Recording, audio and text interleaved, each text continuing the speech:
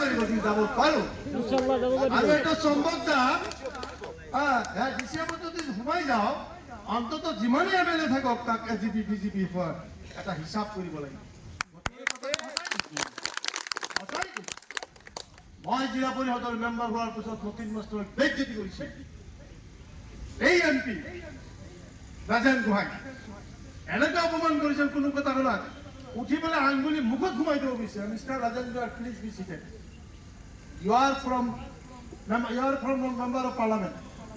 you must know how to speak and how to address to the chairman why you are extending your finger to give a thank to the chairman of Jila Parishad do you think that he is not to Muslim that is why you are giving a thank to extending your finger please apologize otherwise you will not able to move one step from here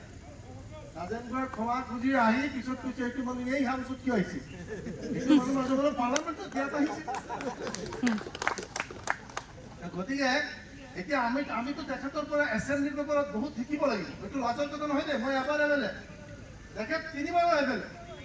আৰু মতিউৰটো যে আমাৰ লগত যাব পাৰে আমিতো বহুত কথাই তেখেতক কোৱা নহয়